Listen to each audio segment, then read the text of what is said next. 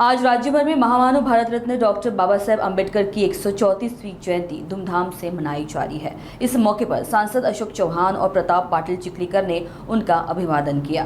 Bharat Ratna doctor Baba Saheb Ambedkar की 134वीं जयंती के अवसर पर नांदेड़ में कई जगहों पर इस महामानव का अभिवादन कर उन्हें याद किया गया।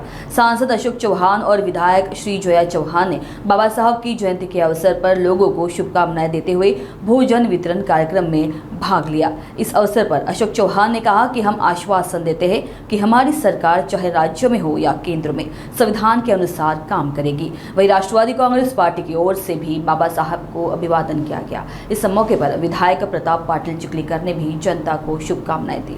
भारतीय घटनेचे शिल्पकार विश्वरत्न भारत रत्न डॉक्टर बाबासाहेब आंबेडकर यांची जयंती आज आहे। जयंतीच्या निमित्तानं बाबासाहेबांना अभिवादन करण्यासाठी मी आणि माझे राष्ट्रवादीचे सर्व सहकारी या ठिकाणी आलेलो आहोत। विदेशात, देशात, राज्यात आणि जिल्ह्यात अतिशय मोठ्या उत्साहामध्ये भारतरत्न डॉक्टर बाबासाहेब आंबेडकर यांची जयंती साजरी होते आणि एक बाबासाहेबाचे अनुयायी म्हणून आम्ही सर्वजण या ठिकाणी अभिवादन करण्यासाठी आलो।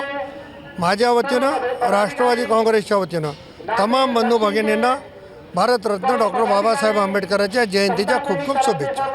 भारतरत्न डॉक्टर बाबासाहेब आंबेडकरांचा आज अतिशय महत्त्वाचा दिवस आहे। बाबासाहेब आंबेडकरांच्या जयंती आज सर्वत्र जगामध्ये ही साजरी केली जात आहे।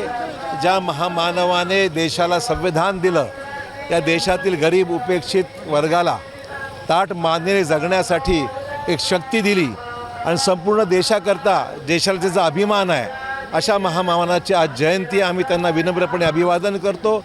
त्यांच्या संविधानाच्या प्रति आदर व्यक्त करून संविधानाप्रमाणे आमचं सरकार केंद्रातलं असो किंवा राज्यातलं असो, त्यांच्या पूर्णपणे मान सन्मान राखून संविधानाप्रमाणेच आमचं देश आणि राज्य काम करेल, अशा प्रकारची आम्ही ग्वाही देतो। थँक्यू। आणि समस्त या ठिकाणी जमलेल्या अनुयायांना मी मनापासून भीम जयंतीच्या शुभेच्छा देतो।